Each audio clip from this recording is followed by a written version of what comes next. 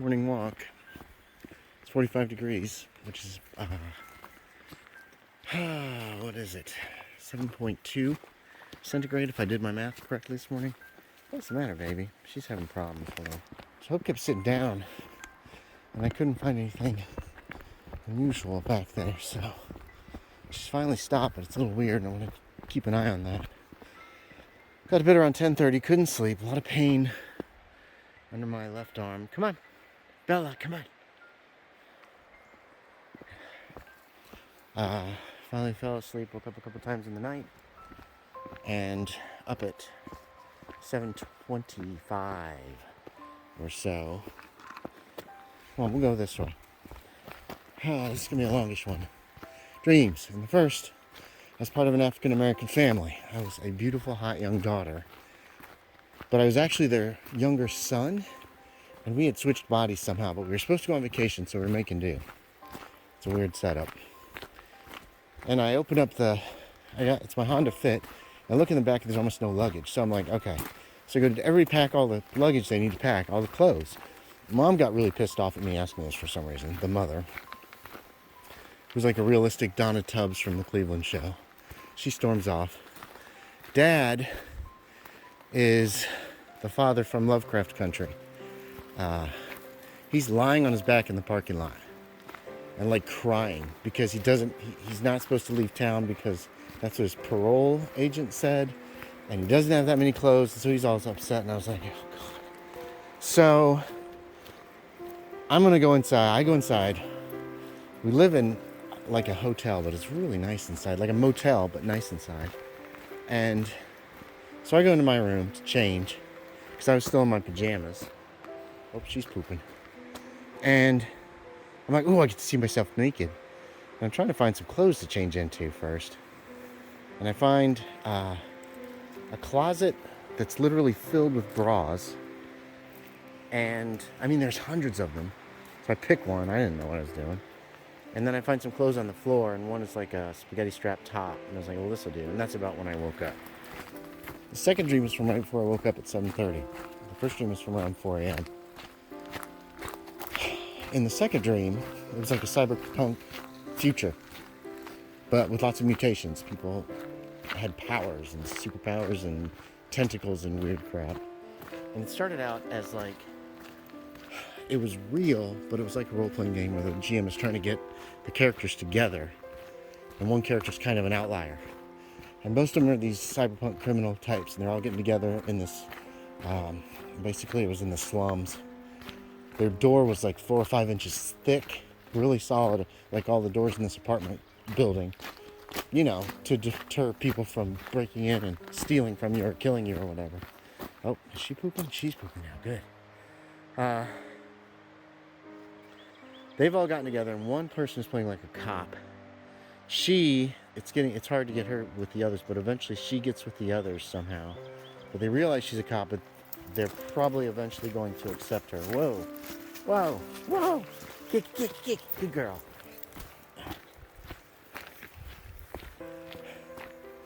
Then the building comes under attack. There are these, then I was involved, because before I was more observing, and now I'm in the lobby when these dudes show up and start blasting people, and then they're also hitting people with radiation that's causing them to mutate horribly. So I don't want this to happen to me, so I run. There's an elevator, I push the up button, it opens immediately. I was surprised. I run in, there's only one button, you can only take the elevator to the top. So I push it. A couple other people had gotten in with me. We're all trying to get away from this. We get to the top floor. We run out. We hear screams, explosions, and the same kind of radiation blast up there. So I hit the fire exit, go down the steps to the next floor down, which seems to be quiet. But I was like, you know what, fuck it, let's get out of here. I go down again. They're hitting every other floor or every certain amount of space. See, this is what she's doing. It's really worrisome. Because she keeps doing it. It's unusual. And all these people are streaming into the fire. the fire stairs. So I start heading back up to the one floor that wasn't getting hit. That's where I was heading for. People can run out of there too. The stairwell's flooded. Everybody's heading down or away. And then these guys show up. They're in like robes. They've got like helmets with masks. They're in red. They're part of this dude who showed up in the lobby. It's like a cult. I'm trying to get away. No place to go. There's too many people on the stairwell. I'm out of breath because I've not walked this in a few days. Not since Wednesday, I don't think. Anyway, long story long, one guy comes down. He's a very heavy-set guy. He can't see any features. Completely covered in these red robes, this hood, and a mask, like a glowing green goggle on the front. And I take out my pistol and I put it to my head and I blow my brains out rather than get mutated. But I'm dead, but the scene still plays out for me. And this dude literally, he like zaps himself with a mutator ray.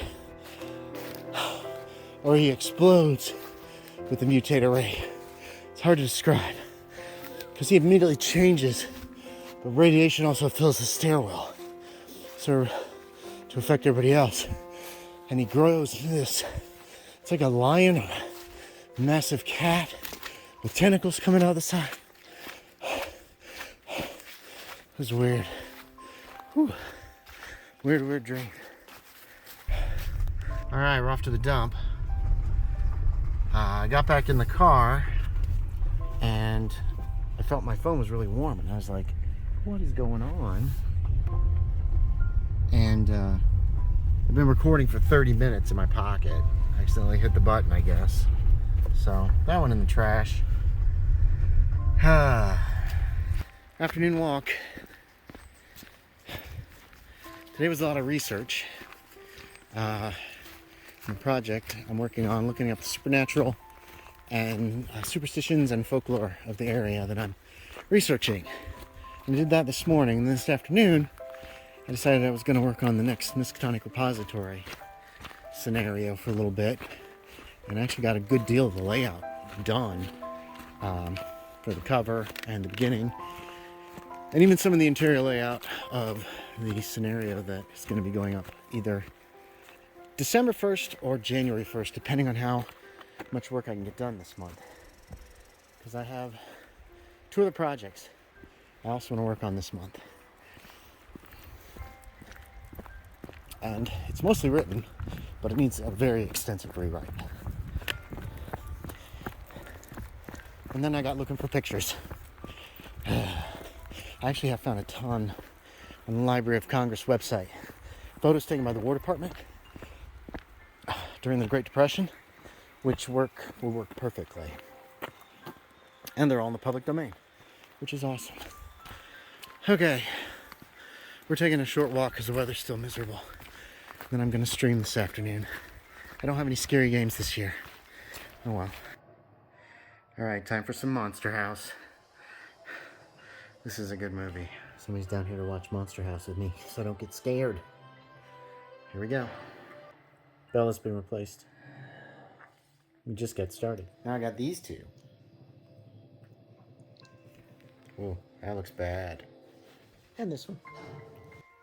Steve Buscemi. What a wonderful movie that is. Only one left. There's the cast. Bella was down here with me. These are cozy socks.